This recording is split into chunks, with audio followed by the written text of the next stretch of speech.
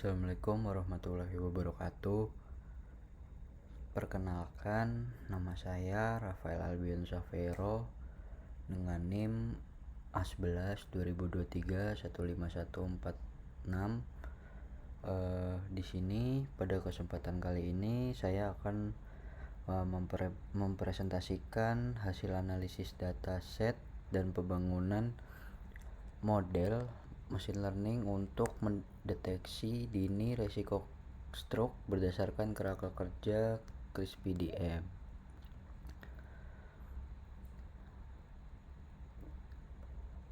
Secara teknis, permasalahan ini kita rumuskan sebagai klasifikasi biner, di mana model bertugas memprediksi apakah seorang pasien itu berisiko stroke atau tidak berisiko stroke. Yang pertama-tama kita melakukan eksplorasi data. Saya akan melakukan eksplorasi data untuk menentukan karakteristik dan masalah yang terjadi pada data sebelum nantinya kita olah seperti itu. Pertama, dari struktur ini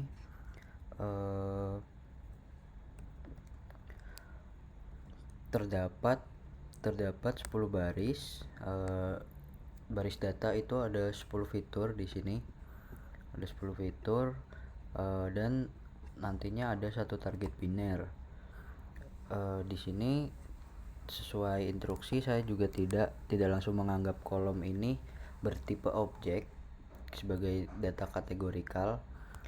Saya memberi kasih isi kolom gender, sex, smoking status sebagai secara detail seperti itu. Hasilnya terbukti bahwa kolom-kolom ini itu murni berisi data kategori teks demografis dan gaya hidup. Tidak ada angka yang tersimpan sebagai teks maupun data berformat tanggal. Kemudian untuk checking missing value,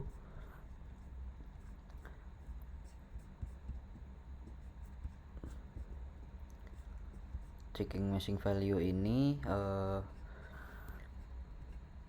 berdasarkan pengujian, dataset ini terlihat bersih, tidak terdapat missing value atau juga tidak terdapat data yang duplikat.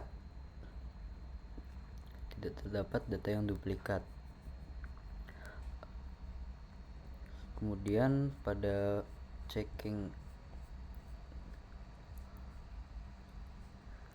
proporsi kelas di sini, ini juga ada tipe data, kemudian distribusi datanya di sini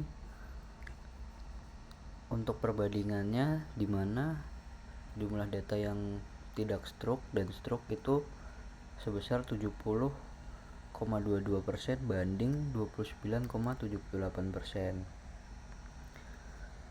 Ini terlihat sangat imbalance, di mana antara data satu dengan data satunya lagi itu tidak seimbang seperti itu. Dampaknya kalau misal ini dibiarkan, model model pasti akan cenderung bias ke dalam kelas mayoritas atau kelas yang tidak stroke ini. Seperti itu. Nah, ini temuan EDA inilah yang menjadi dasar seluruh keputusan yang nantinya akan di preprocessing dan bagaimana nanti saya memilih matriks untuk evaluasinya seperti itu.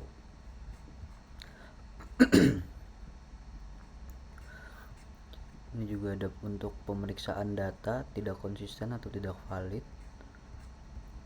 Kemudian ada pengecekan outlier, di mana saya ini menemukan adanya nilai-nilai tinggi pada gula, kemudian pada gula darah dan BMI. Namun nilainya itu tidak dibuang sebagai outlier karena mewakili variasi klinis real pasien hipertensi atau diabetes.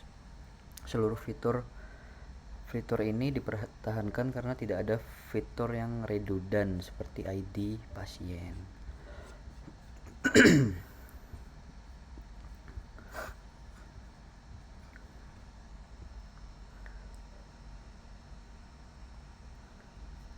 Kemudian memasuki tahap preprocessing. Metode yang saya pilih pada keterkaitan langsung dengan temuan EDA saya tadi. Masalah yang pertama, transformasi data kategorikal. Pada temuan EDA, pada kolom gender, kolom sex, dan smoking status itu berbentuk teks kategorikal. Permasalahannya, nih kategorikal. Permasalahannya adalah algoritma machine learning ini berbasisnya matriks matematika dan tidak bisa memproses string teks. Kemudian untuk metode penanganannya yaitu dengan di sini di unit 7 dengan menggunakan one hot encoding. Alasannya karena one hot encoding ini mengubah kategori menjadi vektor biner yang bernilai 0 dan 1 tanpa membuat asumsi tingkat nilai buatan seperti itu. Kemudian untuk masalah yang kedua, skala fitur numerik yang berbeda. Pada fitur average glucose age itu memiliki rentan nilai puluhan hingga ratusan, jauh dibandingkan nilai 0 dan 1. Permasalahannya adalah perbedaan skala ini dapat menyebabkan algoritma memberikan bobot yang berlebih secara tidak adil pada fitur yang memiliki pangkat besar. Untuk metode penanganannya itu menggunakan standar scalar pada fitur numerik. Alasannya yaitu untuk mengubah nilai rata-rata menjadi 0 dan standar deviasinya itu menjadi 1 tanpa merusak bentuk distribusi asli dari datanya. Kemudian masalah yang ketiga itu ketidakseimbangan kelas target nih. Ketidakseimbangan kelas target di mana proporsi kelas struknya itu hanya sekitar 29,78%,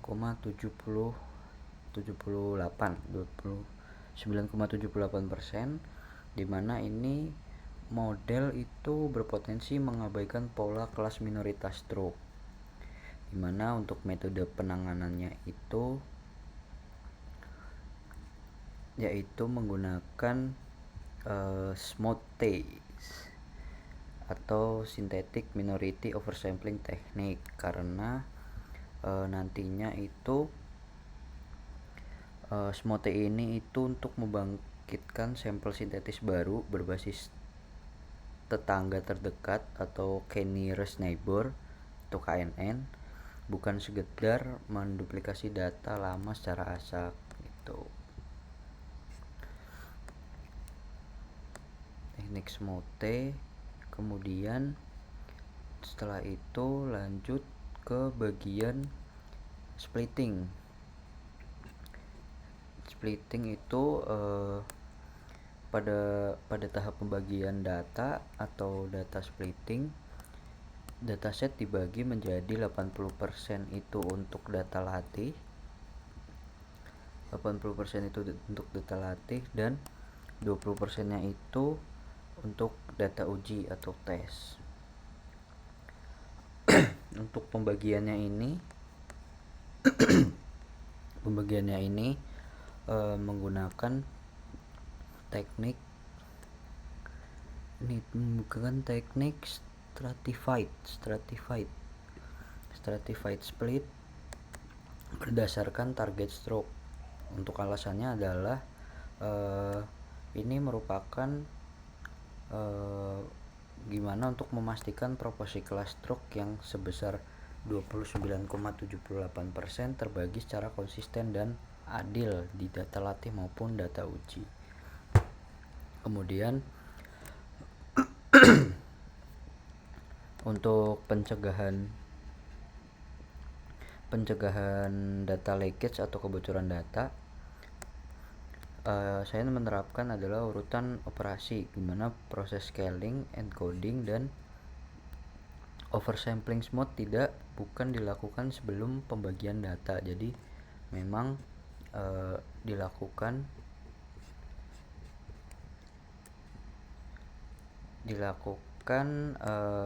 di awal pada seluruh data. Untuk informasi statistik dan sampel dari data uji itu takutnya nanti bocor ke data latih gitu. Oleh karena itu saya membungkus sesuai instruksi, membungkus ini ke dalam pipeline dari mBlearn. Dengan cara ini kalkulasi statistik scaling dan pembentukan sampel sintetis mote murni hanya dihitung saat proses pelatihan atau cross validation pada data latih, seperti itu. Ini pipeline dilakukan ketika train.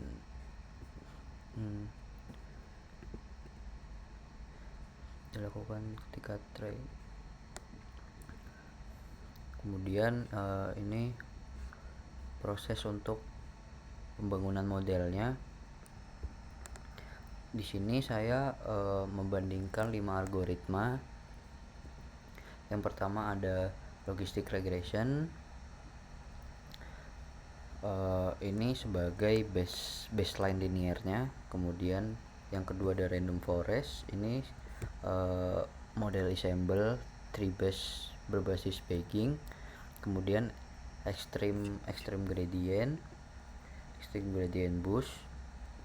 Ini sebagai model boosting berbasis pohon yang cukup atau sangat efisien. Kemudian ada light GBM. Ini juga model gradient boost yang cepat dan ringan.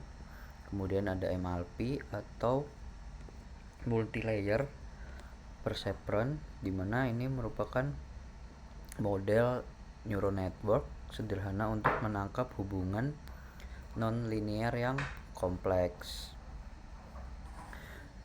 Tujuan dari melatih menggunakan 5 algoritma ini yaitu ini merupakan menguji pendekatan mana yang paling stabil dan memiliki daya resiko stroke paling tinggi setelah ditangani dengan smooth, dan apakah pendekatan linear ini berbasis pohon atau tree ensemble atau jaringan syaraf tiruan atau neural network, seperti itu. Kemudian setelah model ini untuk hyperparameternya pada tahap hyperparameter tuning ini, tuning itu spesifik dilakukan pada model logistic regression menggunakan grid search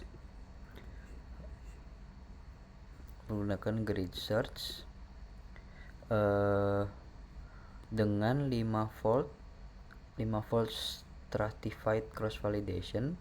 Model lainnya dilatih menggunakan parameter yang default di dalam pipeline smooth yang sama sebagai pembanding.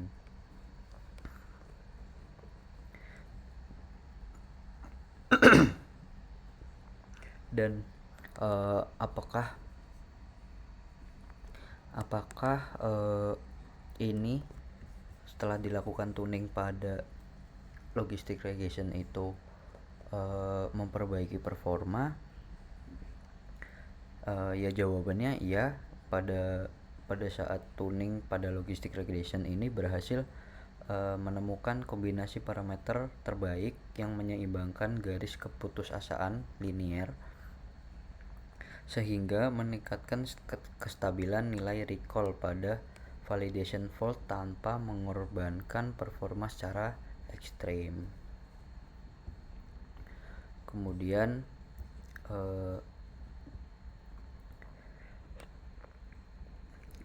ini parameter yang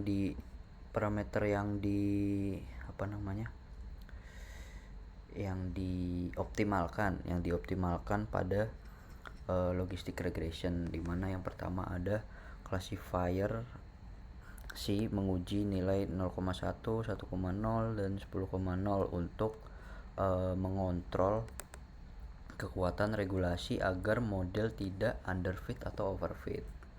Kemudian yang kedua ada classifier solver, di mana ini menguji algoritma optimasi lip linear kemudian saga untuk menentukan garis keputusasaan matematika yang terbaik pada data terscale. Kemudian metode dan kriteria tuningnya itu ada pada scoring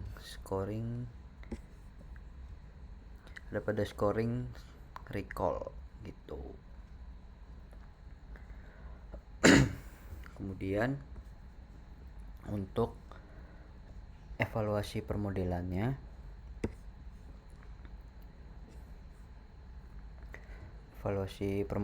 ini matriks utama yang saya gunakan sebagai acuan adalah recall dan PRAUC atau precision recall area under curve, di bawah kurva. Untuk alasannya, di dalam skenario diagnosis medis stroke, kesalahan false negatif atau salah memprediksi pasien berisiko stroke sebagai sehat itu jauh lebih berakibat fatal dibandingkan nilai false positif orang sehat yang dirujuk untuk tes lanjutan. Oleh karena itu, saya harus memaksimalkan recall untuk meminimalisir pasien stroke yang lolos dari screening, mana matriks akurasi sengaja tidak menjadi acuan utama karena ketidakseimbangan kelas tadi sebesar 29,78% di EDA itu akan membuat nilainya cukup menyesatkan seperti itu. Kemudian apakah hasil evaluasi ini dapat dipercaya? Alasan yang pertama yaitu evaluasi akhir dilakukan pada 20% data uji yang benar-benar terisolasi dan tidak pernah tersentuh proses mode atau standard scale saat pelatihan. Kemudian yang dua, penggunaan five-fold cross validation membuktikan bahwa performa model stabil dan tidak bergantung pada satu saja. Kemudian pengukuran barrier score yang rendah mengonfirmasi bahwa probabilitas dari prediksi yang dihasilkan model memiliki tingkat kepastian yang terkalibrasi dengan baik.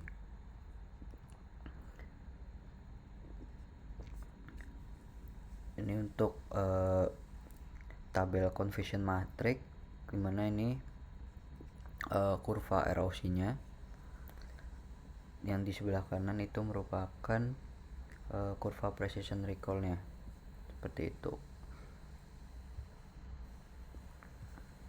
Confusion matrix ini untuk tabel perbandingan, dimana di sini logistic regression itu cenderung memiliki nilai recall yang tinggi.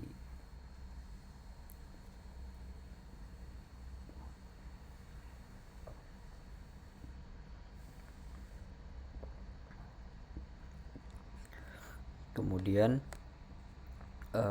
untuk proses pada unit 11 itu untuk pengecekan, dimana di sini kan kita menggunakan model berbasis pohon atau tree base terbaik, dimana untuk membedah bagian model untuk mengambil keputusan. Kemudian dilakukan proses SHAP atau Shapley Additive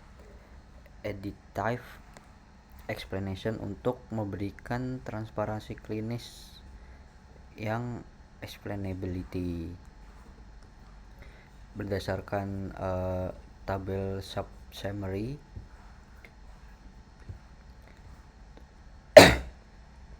Tiga fitur paling dominan yang paling kuat mendorong peningkatan skor risiko stroke pada seorang pasien adalah kadar gula, kemudian usia, dan BMI atau body mass index. Itu kemudian melalui kinerja alur dari CRISP-DM yang disiplin, mulai dari penentuan masalah, ketidakseimbangan kelas di EDA, kemudian penanganan dengan smooth dan scaling tanpa data yang bocor di dalam pipeline, hingga optimasi matrix recall.